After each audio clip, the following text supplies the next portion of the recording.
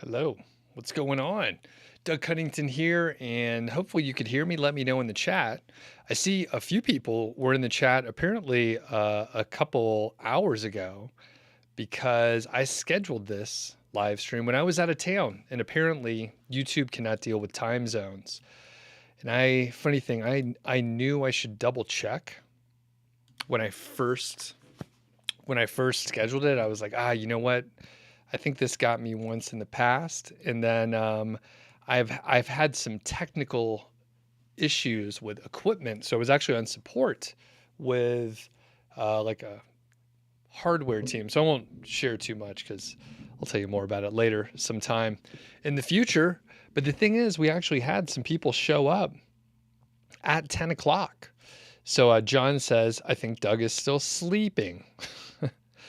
Fruit Cat Bat says, do we get the wrong day or did he? So we got the right day, just the wrong time zone. And I don't know why the fuck YouTube doesn't calculate that. I have no clue. And actually, I tried to double check it before I, signed off when I was out of town and everything.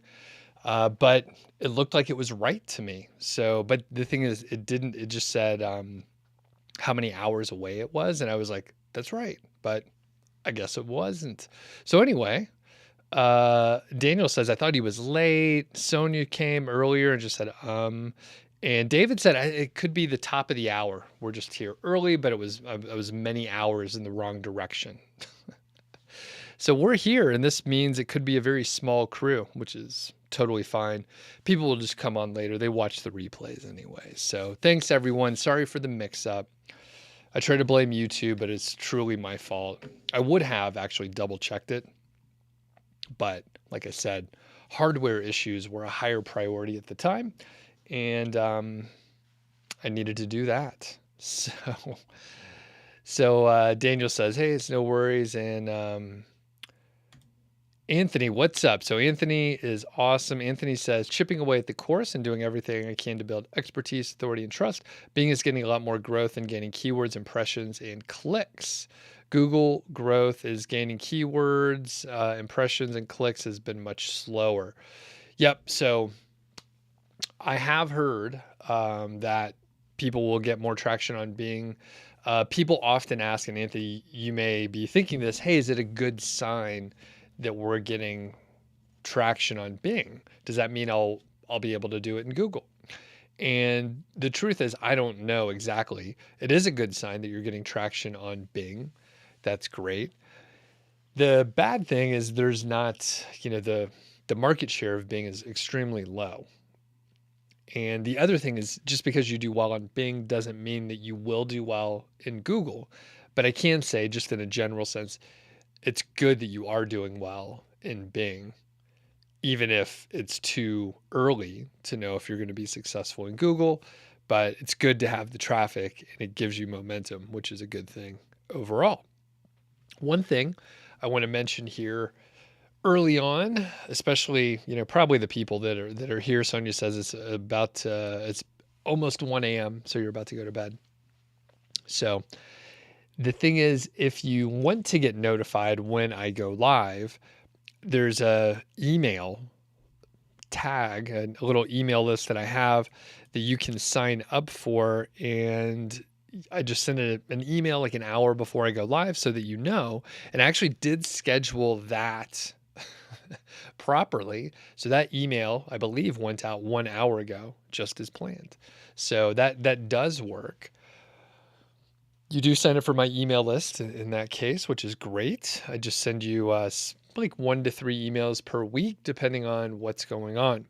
Additionally, we have a couple sponsors. One is Odys, which we'll do a live little session in a second here.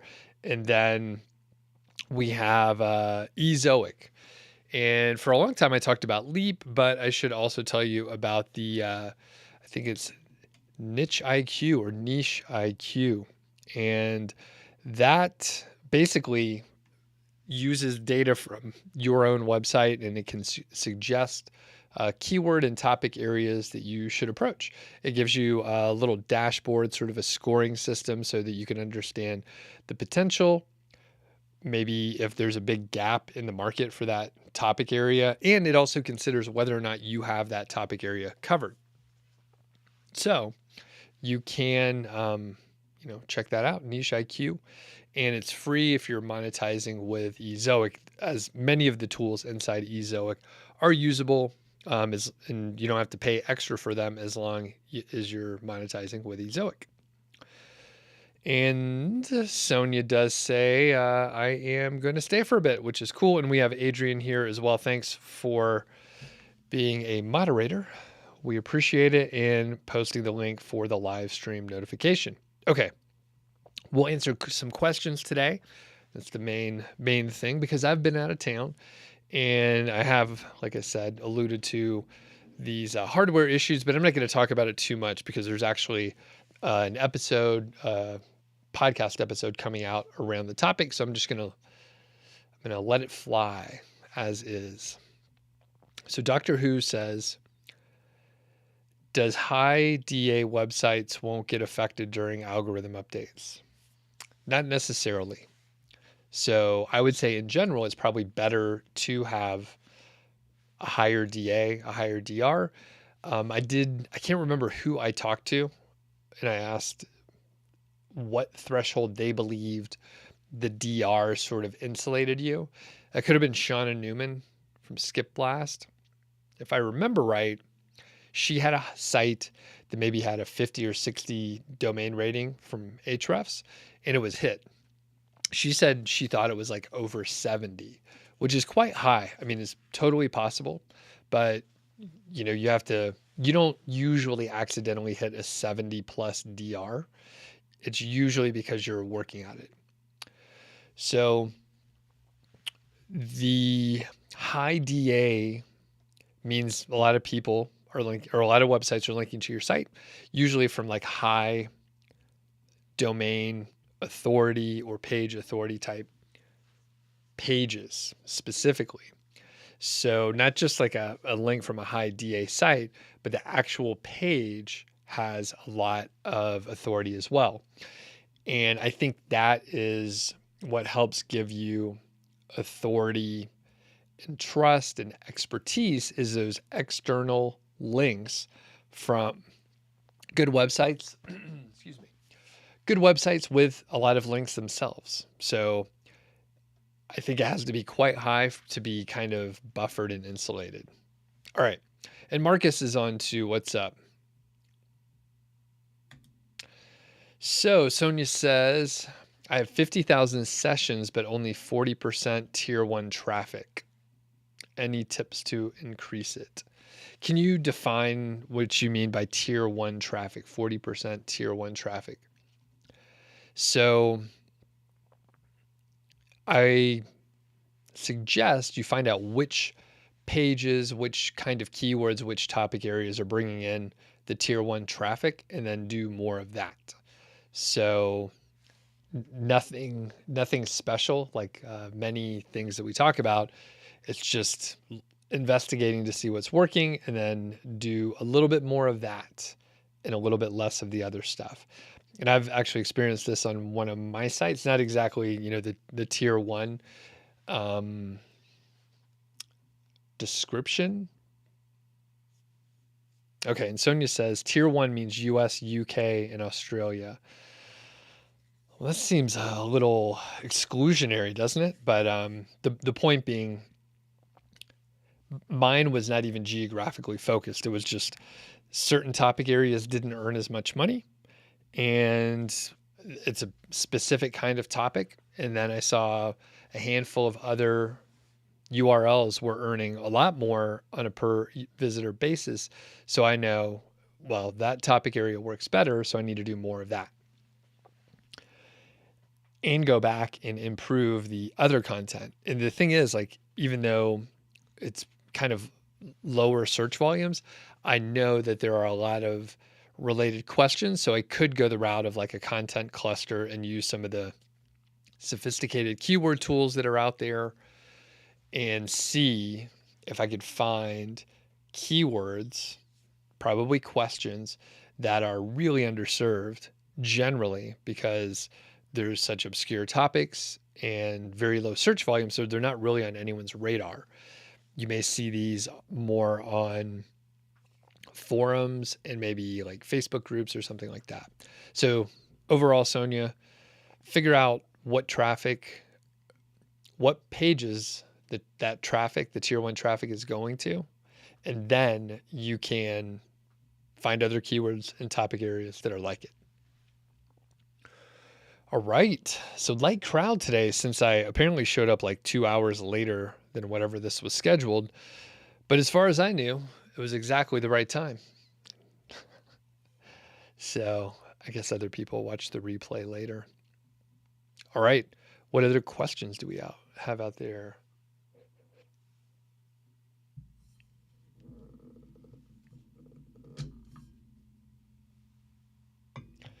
All right. Doctor Who says, I have never heard big sites like PC Mag make use of TechCrunch ever get hit in algo updates. Then there is something related to authority when it comes to algorithm updates. Yeah, there's definitely something related to authority when it comes to algorithm updates. And I think I did answer that. I said it has to be pretty high. So the thing is, we have a wide range of people on here. So your definition of high DA may be different. And some people just say, they're like, oh, it's, over 40. And they're like, I still got hit. So a 40, depending on what you're defining as high. And I will correct you, Doctor Who. If you do some research, you'll find that some big sites have gotten hit by algorithm updates. I can't remember specific ones, but there's a lot of smart people in the audience and they may remember one. I feel like maybe something like Serious Eats, or there were a couple like very big sites that were hit in updates like 5 years ago or something, and their traffic would drop. Sometimes they were doing some weird spammy kind of stuff, but someone will probably remember that. Further, Doctor Who, your statement, I've never heard of big sites like PC Mag make use of ever get hit by algo updates. Then there's something related to authority when it comes to algo updates. So what you're describing is correlation. So go do research on the scientific method, causation versus correlation. You could find correlations for things that are unrelated. Yours kind of makes sense, right? And I said that I believe authority probably has something to do with it, but you have to have very high authority. So the point is you can go and find something where like the price of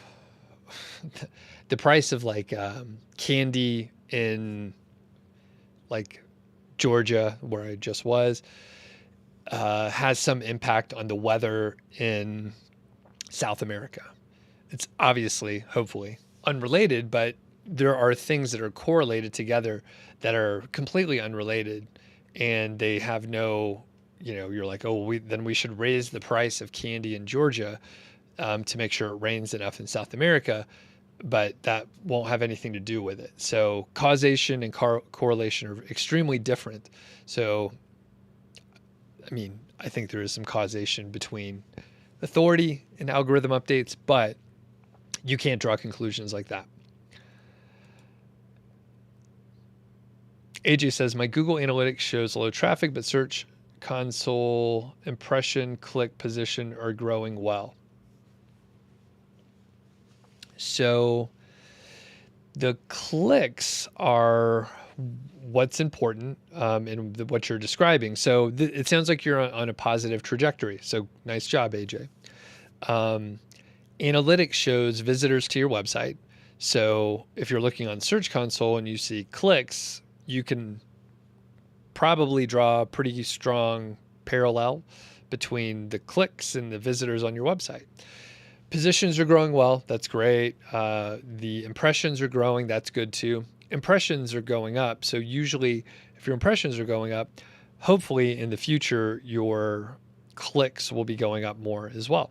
So just make sure you understand what you're looking at in the graphs. So Marcus says, what are your thoughts on competitors crawling your sites to find what you're ranking for? I'm sometimes afraid they will copy your site and structure. Yeah, they will.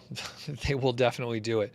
And I mean, that is even when I started, that was one of the classic strategies where people just say, hey, go see what your competitors are doing. Check out their keywords, check out all of their competitors, go look at all of their keywords. And this is literally, what the tomb rating keyword strategy is all about, is like going and stealing other people's keywords. And part of that, right, is if they have actually done a good job, that would be like the URL structure and the hierarchy of the whole site. So I would be afraid of that. And that is one reason why I don't share the work that I'm doing typically, because people just copy things. So even if the problem is people watch my videos, good problem to have. People watch this stuff. So if I'm like, here's how I'm organizing this, someone, probably dozens of people will like rip it off. So talk to like Alex Cooper at WP Eagle. He's done public sites, and you could probably find dozens of sites where people like took all of the stuff that he was doing and just tried to copy it. The thing is, he had a head start, and it'll probably be okay. The big problem is they can siphon off a little bit here and there, and it adds up over time. If it's someone who's actually pretty good at it, they could actually do a better job and beat your website. And the thing is, like, if a few people do and they siphon off, 5-10% or something, multiply that by 5 or 6 people, all of a sudden, you're not doing as well, and there's a lot more competitors. So yeah, that's a terrible thing to have to deal with, but it's unfortunately part of the industry, because that's what everyone sort of teaches. And I mean, competition analysis is a valid way to do business across the board, right? Probably not great if you're, it's not a very like honorable way to come up with an idea. It's just like go find something and just like straight up copy it. But people will do it. And there's like not anything you could do about that, especially if they just look at your structure and emulate that. All right. Good questions coming through here. And if you have the ability to hit the thumbs up, I appreciate it. Hopefully that'll let other people to know about this. All right. John says, any thoughts or strategies on leveraging affiliate partnerships in exchange for relevant backlinks? So trying to read into your question. I mean, you can basically just go to your affiliate partners you're promoting and ask if they'll link. You can say, you could link to where I featured you. You can ask for a guest post. I've gotten great links from doing that over the years. So yeah, totally valid way to do it. And if you have a good relationship, then there's no reason why they wouldn't want to help. Like, the better your site does, the better they do. So should be okay. And Fruitback says, I'm on SEMrush doing competition analysis right now. Yep. And that's the thing. Like, and Marcus says, there's so many people do it. It's literally like one of the things. It's like, oh, if you're interested in it, in a niche, just go and try to copy all the other people out there. And that's the strategy. So like, I don't know, at some point, like, it perhaps like will drop off, but, like, the effectiveness would drop off because so many people are doing it, and then everyone's just copying each other. But that is potentially when the opportunities come, because if someone comes in, they actually know what the niche is all about, and they know it better than the other competitors, they may be able to get traction and actually take over, because all the other sites are just copying each other and they don't do a great job. Jason's on, what's up? And Anthony says, you took my advice and removed the Amazon affiliate store. Now it's an e-commerce store with products. I can collect payment and drop ship. Is it okay to mix drop ship products with Amazon affiliate products? Are you talking about as far as can you clarify okay with whom?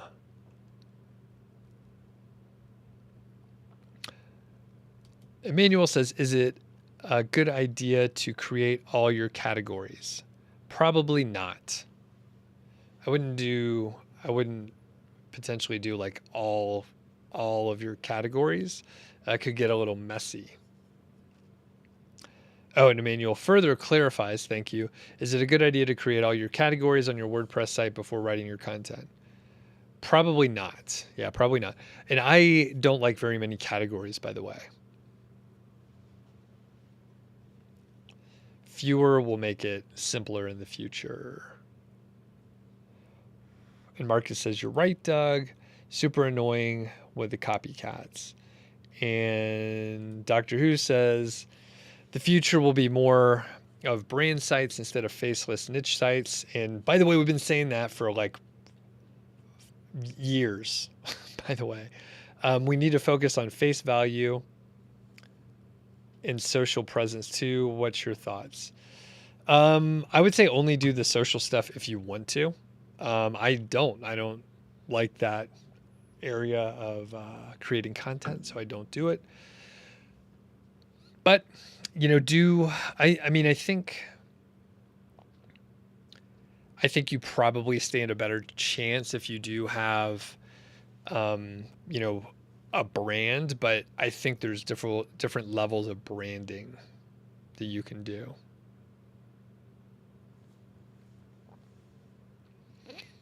And Anthony, let me know what you mean by okay to mix drop shipping products with Amazon affiliate. There could be a little bit of, you can have it on the same site for sure. You should be able to have it on the same page, but I am not a lawyer, so I encourage you to read the operating agreement and see if you see anything. Typically, right, that would be equivalent to having an Amazon link and like a Walmart link. And typically, giving the consumer a choice will actually boost conversions because they know that they're shopping around and they're getting the best deal and they have options. So they like it if they have options. The thing is, Amazon technically doesn't want other links going to other places. However, generally, the word on the street is Amazon doesn't enforce it as long as the Amazon product gets sort of the top billing, as long as it's sort of in the most prominent place. So I think you're probably okay, but this is not legal advice, and consult your lawyer or read the document yourself. And if you feel comfortable doing it, like you said, if you use Lasso, right, you can put a button to Amazon and you can put another button like buy from this specific website or go check it somewhere else. The link can go anywhere you want. So all that to say, you should probably be okay, even though Amazon technically doesn't want, their image assets or assets of Amazon used to promote the Amazon affiliate program to be on the same page as other affiliate programs. So that's one thing to look out for.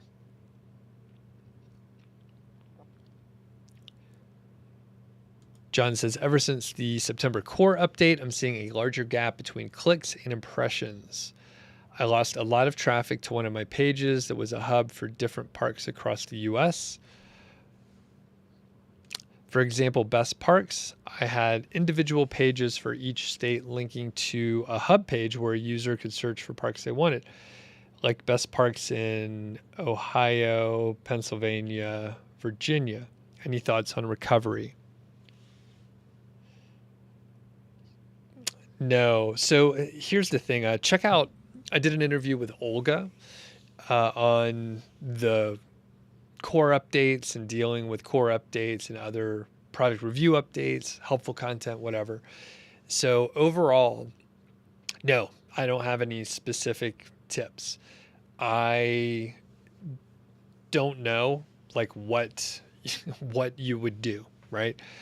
Generally, every niche is going to be different. and every, probably keyword can be a little bit different. So what you can do is go and review the competition to see what is now ranking and look at several of them and then try to figure out what you are lacking. So is the search intent a little bit different? Are you covering the material in a different way? Is there a different kind of content ranking now? So then you fill the gap. So you have to figure out what's going on with that keyword and then fill the gap from there. So I don't have any specific advice. And the thing is, like, once you have to make some changes and do things, and it can take a while for the recovery to happen.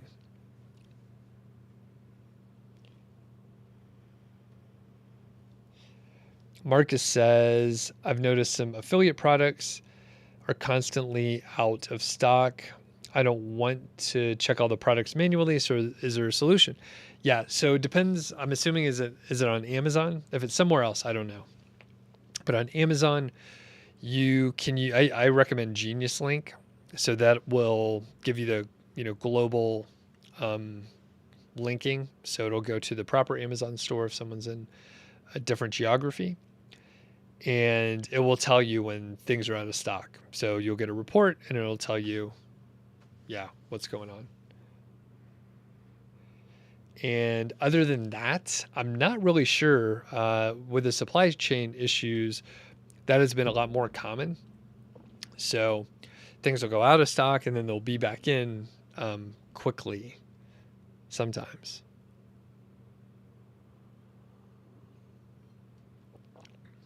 Okay. And then Anthony says, it used to be an Amazon affiliate store that linked out to Amazon products. Now it's a store with products I can drop ship. Can I promote Amazon associate products on articles, or should I just focus on the drop ship products on the top 10 articles? Sometimes I link to Amazon and I link to my own drop shipping store. Okay, so I think I kind of answered it already. So you can definitely have articles on the site that promote other stuff.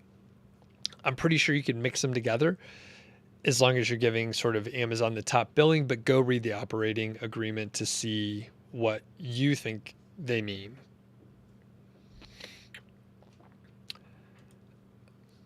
Johnny says, have you encountered any sites that is a copycat and managed to win and outrank you? Yes, definitely. That can happen. And the thing is, when I have seen this done, and people contact me, right? And they tell me that is like happening. And they're like, yes, someone is taking every single one of my keywords and they're mimicking exactly how I'm writing it with subheadings, and they're not using the same images usually, but they're using a similar image. And the thing is, they're doing this in mass. So they're not going to win every single one, but they're winning some of them. And like the content on, usually both of the sites is not that much better. But yeah, it's 100% possible. The other thing is, let's say someone buys an expired domain or a premium age domain from Odys Global, which we'll go look at in a second here. And they actually have like a domain that has a bunch of links and high authority, right? Say it has like a domain rating of like 50, right? They can go and snag your keywords and then go after it. In fact, right, Johnny says, isn't tomb rating SEO the norm now? And I would argue it was kind of the norm before. It's just formalized in a specific way. But yeah, I mean, that the scenario that I described is like one of the business models out there. So like niche website builders and Odys, I think, partnered with niche website builders, at least for some add-on package. The whole point being they would, find a domain in the niche, and then they do the tomb rating strategy where they grab all the keywords, and then they publish a ton of content in that area, so that they're literally like trying to do that take your keywords, copy everything that they possibly can, and then, move forward. And there's no like laws being, there's no issue. Google doesn't even have an issue with it as far as I can tell, right? Um, they're, they don't, as far as I know, someone correct me if I'm wrong, they don't like have any comment on, doing competition analysis.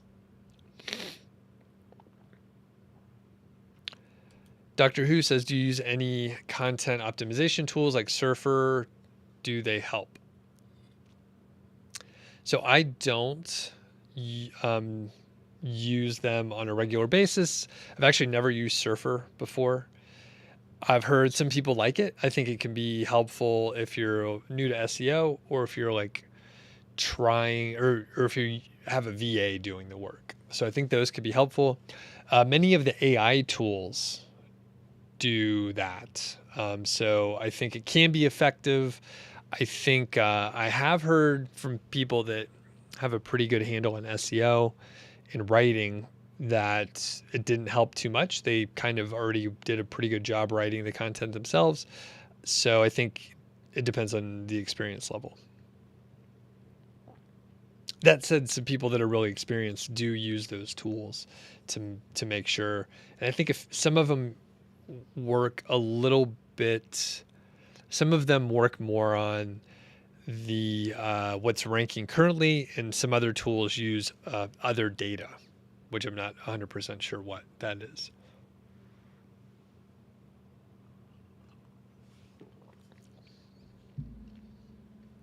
All right. Marcus says, in the Netherlands, many products are sold out all the time. It's starting to be annoying. It's also slowing down the economy. Yep, that would be an issue. And Johnny says, I read a lot of forums. Their mindset is why find new keywords when someone else already did the job for you.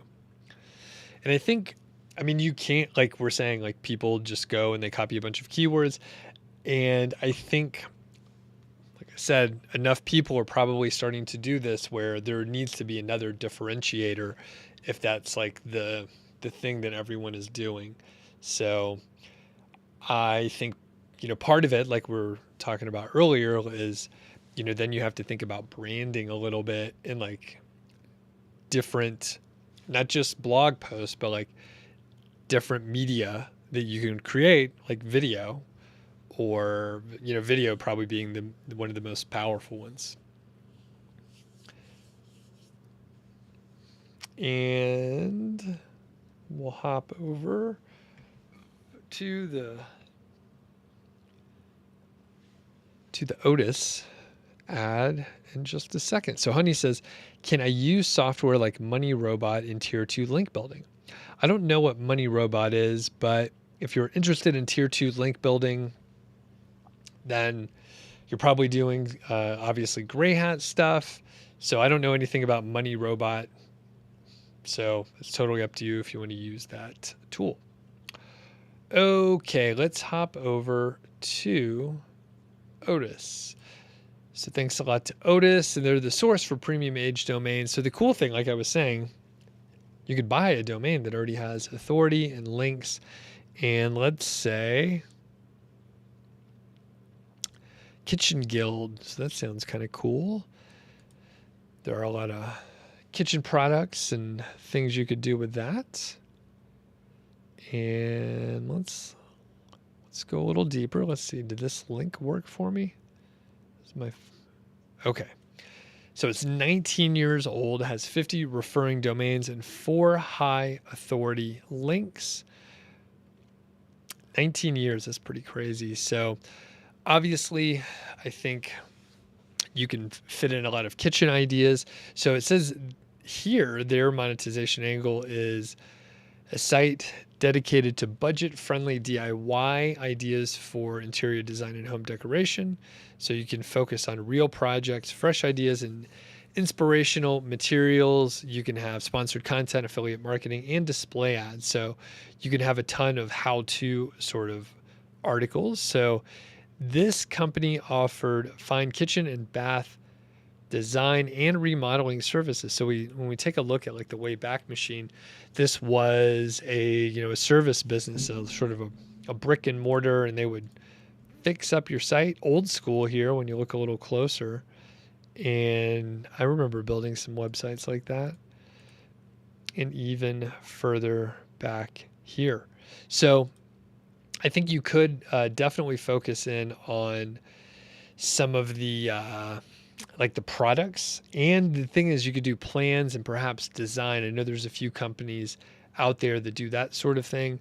There are links from What You Seek, The Washingtonian, U.S. Architecture, Homestead, Yahoo, Postcard Mania, Findit.com, Site Price, Show Event, and more. So the big thing is it's from 2003. So I would probably, looking and thinking about what they did before and where the links come from, you probably could feature, right? So this is the angle I would take. I would feature people that have done some kitchen remodels and have like before and after photos. There's a huge industry. I don't watch what is that? Is it the home? What is it? HGN? Is that the network? Someone will again correct me now. Yeah. So that TV network where they do like house flipping and remodeling and all that stuff, you could probably feature images of like before and after and have a ton of, cool content that's very clickable, very shareable, have display ads there. You can have another section where you talk about the tools that you might need for remodeling and maybe even plans and consultations. Further, right? So one thing that I do like to talk about is the fact that there's a lot of companies out there that would pay for the referrals, and you could have an affiliate / referral relationship with local companies. So this particular site, there's some notes here and phone numbers for Virginia, the DC area, probably a little Maryland. So you could potentially focus in there first because they were in Northern Virginia and the DC area. So that would make sense to me because there's some local component, but you can actually go further out and expand nationwide where maybe you have a directory of people that do this kind of work in different locations. Say any city over 100,000 people or 50,000. Actually, you don't even need that many people. Probably over like 15,000, you could have a site dedicated or a page dedicated to that specific area. So that would be a great way to monetize it. Plus, you have the DIY angle where people would buy the products that you recommend based on reviews and that sort of thing. So thanks to Odys, you can check out more. You could click the link there in the description to join and get $100 into your account. If you make a purchase, I might get a commission. So thanks to Odys Global. All right. So let's hop back to the questions here. John says, I've tested a lot of the tools like Surfer SEO. They're good if you're trying to create briefs based on the SERP and hand that off. However, they copy top results versus show you where the gap is. Okay. And Dr. Who says that if we are targeting untapped keywords that no one is targeting, then we don't need high level on-page optimization, just the quality. Yeah, that makes sense. All right, Dan's on and Zach as well. So Zach, you're joining late, which is apparently my fault. So for the people that are just hopping on, I scheduled this when I was in a different time zone, and YouTube doesn't consider the time zone that you're in when you schedule it, or it does consider it. And then I tried to set it for Mountain Time, but it messed up. And I had a hardware issue earlier today, so I was on support and I didn't get a chance to check it out.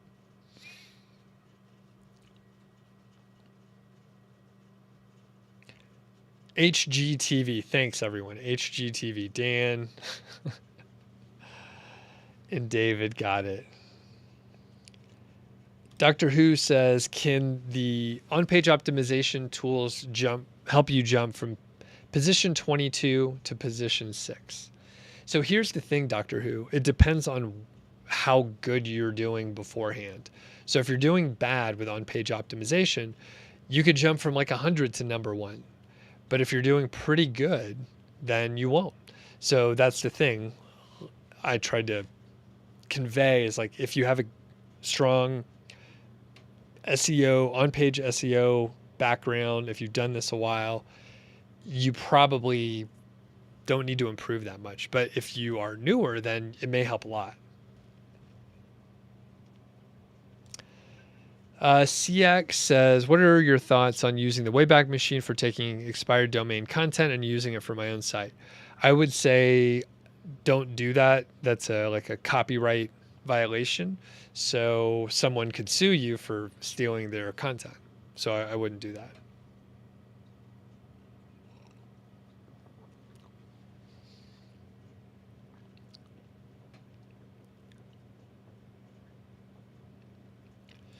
And CX says, I mean, it's expired content and I will use stuff like Quillbot to change the words. So that's still probably not kosher, I don't think. So I would not recommend it, but check with your legal counsel to find out if they think you can do that. Dan says, I have a dilemma. My current blog is making $4,000 a month and I'm struggling to take it to the next level. Any recommendations of someone who is really good at helping out this situation? Like, you want me to recommend someone to help you out? Is that what you're asking for? So I think, I think generally for people that want to grow, like, you're either going to have to, like, actually we'll take it down to a business level. So you can increase your traffic or increase your conversions or do both, right? So that's one thing.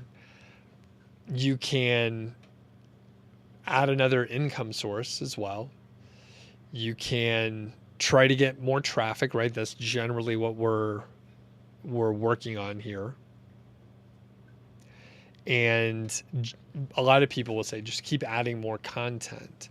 And I don't know if it's out yet. I haven't talked to Mark and Adam over at Niche Website Builders, but I know they were working on a data analysis study, and they were trying to determine like the earnings versus the amount of content versus the number of links. And I think maybe the age a little bit, but overall, the idea is that you can look at your site and see, well, I have 400 pieces of content, but I need to get a lot more backlinks and boost my authority. So that's the idea, like find out where your gap is and then do more. Or you may have a ton of backlinks, but you are, behind on content.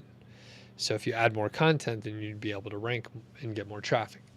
So to your point, recommendations of someone who is helping out in that situation, I don't know anyone. Like, I don't know. The thing is, if someone knows how to do it, they're not helping other people do it because that is less profitable. So they just do it.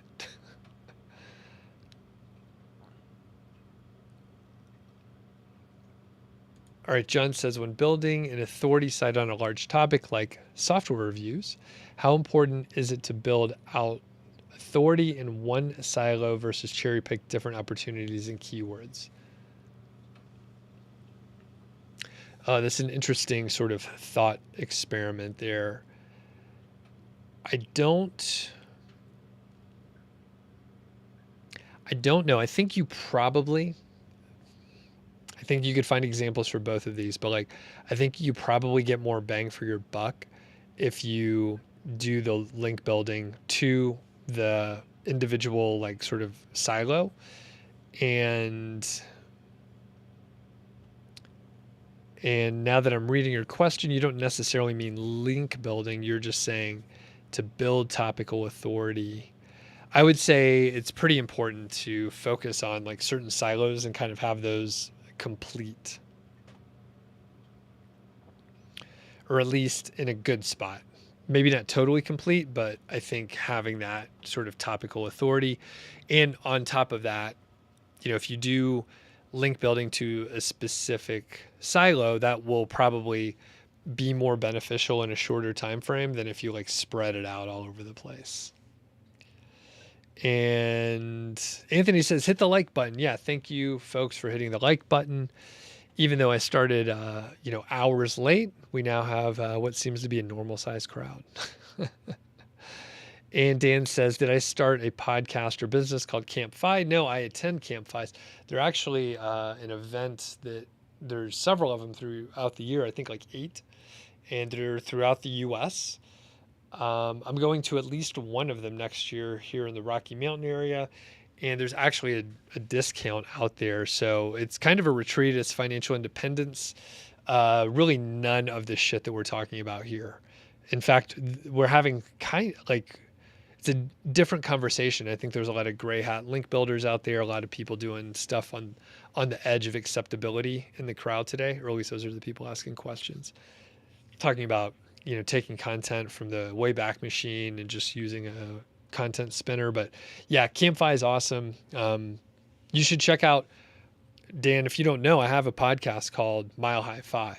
There's a link in the description. That's the other stuff you guys should check out, Mile High Fi. And it's about financial independence. So if you haven't checked it out, you should. All right. Emmanuel says, can you expand on clusters? Sure. So generally, you have some sort of like, we'll call it like a parent topic. And then there's other topics that are related to it that are sort of lower in the hierarchy. And you have a cluster of content. And typically you link all the lower hierarchy. There's a lot of syllables in that word, so I'm just going to keep it simple. And then you point up to the sort of main page there. So that's the general idea. You link the child pages together typically, and that's the general idea.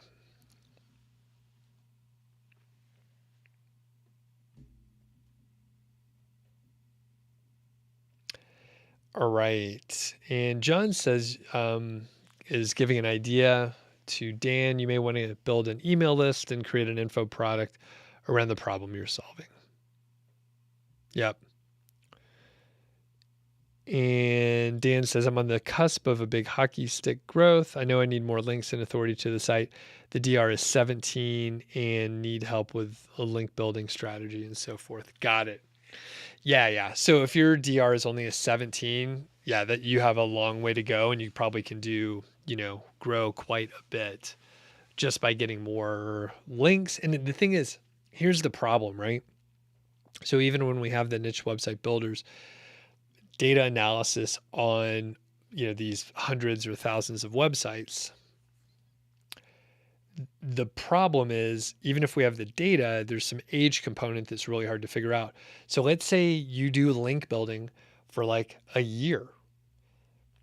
It may take, a year for those to kick in. So you may be working on something for like a year and it looks like it's not working. And then the beginning of like the second year, that's when things start growing a lot more. One of my friends told me, this is a couple of years ago, he was like, I think, basically in SEO, whatever you're doing has about a year lag time. So that's the thing. Like if you are working on stuff, it is going to look like it is not working for a little while. And then once it kicks in, if you didn't keep going, you're going to sort of drop back down because you stopped doing the work.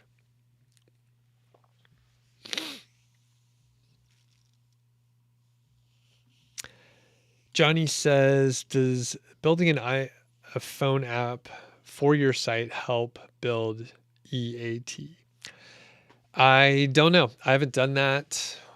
I don't know why a phone app would help your site unless it starts attracting links and you get recognition in the market. So just building an app or just building a tool is probably not that helpful. But if people start linking to it and using the tool or the app, then it potentially could help. Honey says, how can I cover the topical authority in a niche? What does that mean? Cover the topical authority. Can someone rephrase that? Or I don't understand. What does it mean to cover the topical authority in a niche? I mean, I think you just cover the topics in the niche, and then that's topical authority, right? Doctor Who says, did anyone get hit in the October spam update? Google stopped indexing my site after October 18th.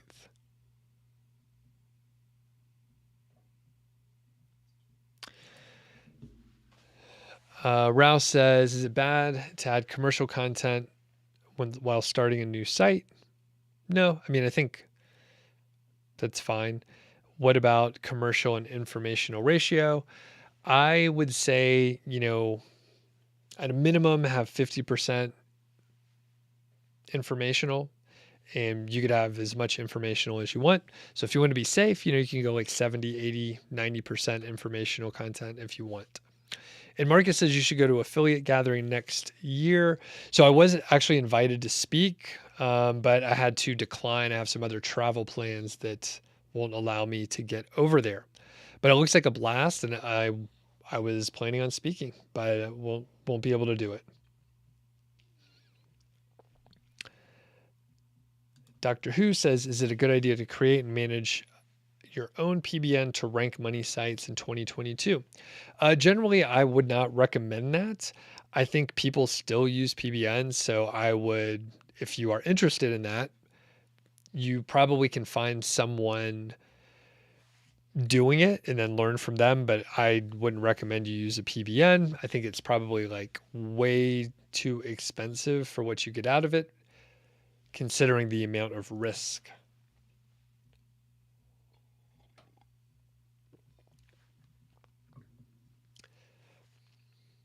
Yep, it looks like a blast over in York. An affiliate gathering should be lots of fun.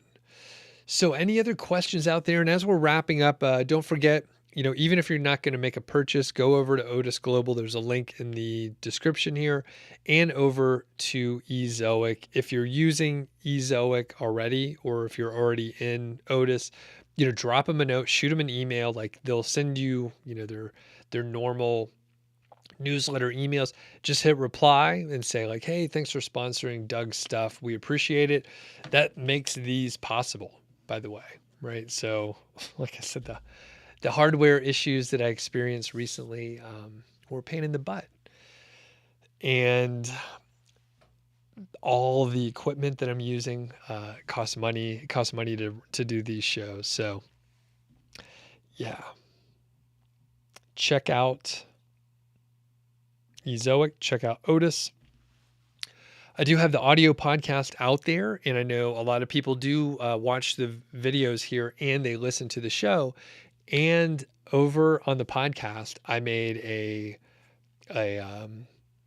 just very strong request, like, hey, leave a review out there. I really need reviews, and people did it. So I don't ask too often, but people left reviews, and it's great. I'm not even sure how many came through, but I saw at least like 3 new reviews, which is amazing. And that's the thing. Like I've done, I think 420 some odd shows, and I don't ask to leave reviews. I don't ask for anything. I'm just doing the content. So the thing is, when I ask, people did it. So that's fantastic. And I do have the Mile High Fi podcast also linked. It's in all the directories out there. So check it out. If you dig it, leave a review. It's super helpful. All right, let's finish it up here as we're wrapping it.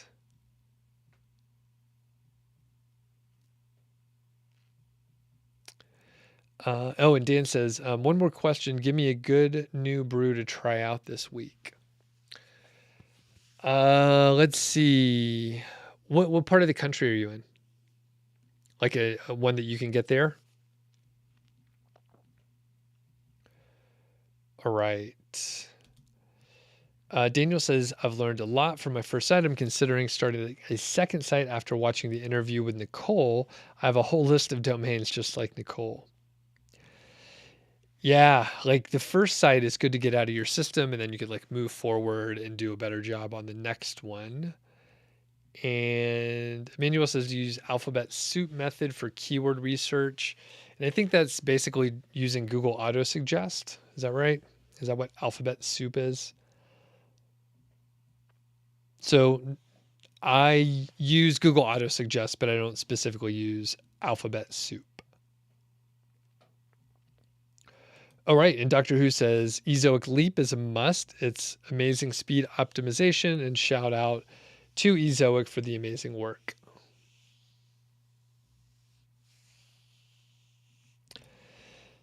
Johnny says, does doing a podcast earn money? Yes. Does it build EAT for your personal brand? I don't know. And the thing is, so from a niche site and authority site perspective, you have to think about EAT and all that stuff. But I'm doing the podcast because I like it. And I would say, fuck EAT. Like Google has all these things they're trying to get us to do, but I'm not dependent on Google, especially for a podcast. A podcast is, Google doesn't do anything with podcasts. You have Apple Podcast and Spotify and, Overcast, maybe a couple others, but like podcast is completely agnostic for anything that we're talking about here.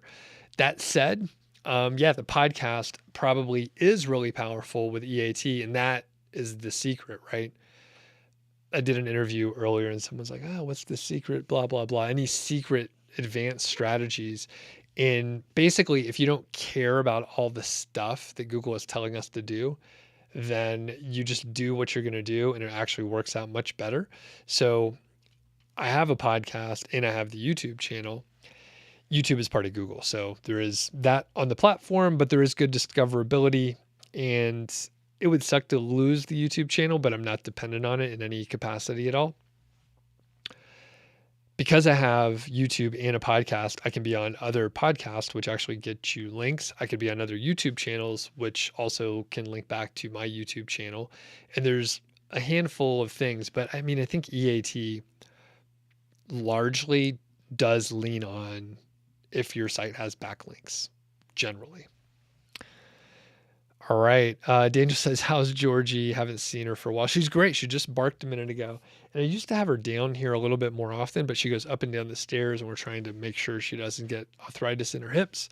So she comes down in the morning, and then she, unfortunately, she makes a lot of noise licking and doing activities down here. So if I'm actually recording, I try not to have her down here because it's extremely distracting. All right. Oh, so Dan says you're in the Bay Area in SF. So one of my favorites, especially for this time of year, which is actually kind of close by, I'm pretty sure you can get it. And I'll give you more if you don't know it, or if you've already had it, is Old Rasputin. I think that's from North Coast. It's a Imperial Russian Stout, I believe. Old Rasputin, one of my favorites. And I do like to drink with the seasons. One of the others that I got over the weekend, I was hanging out with some relatives, and they know I like beer, and he picked up St. Bernardus 12, which is one of my favorites. One of my favorites out there. So St. Bernardus 12, and we had a few of those over the weekend. And that is a Belgian beer. And I'll wait to see if Dan comes back with if you've already had Old Rasputin. All right, Rouse says, my thoughts on the Timeroid technique. I don't know what that is. There's all these names of things which they come across the desk. I hear the names of them, but I probably do something like it, but I don't know what any of these things are, which is hilarious because people take a technique and then they throw a name on it. Like keyword golden ratio, right? At least that one has a formula. The others are just like, hey, we're doing this thing that everyone was doing already.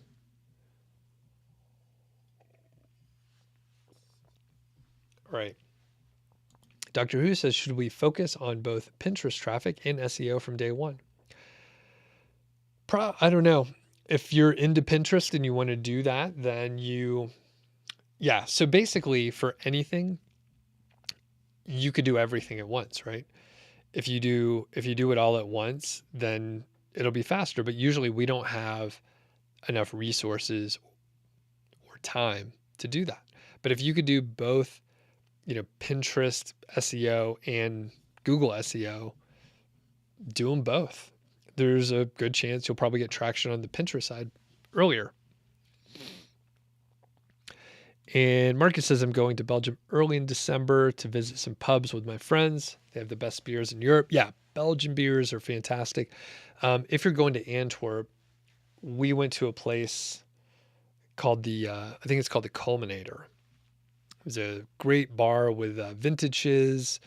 They have like a big catalog of like all the beers that they have there. So check that out for sure. If you're in Antwerp, I'm trying to remember if there were other places that I specifically remember.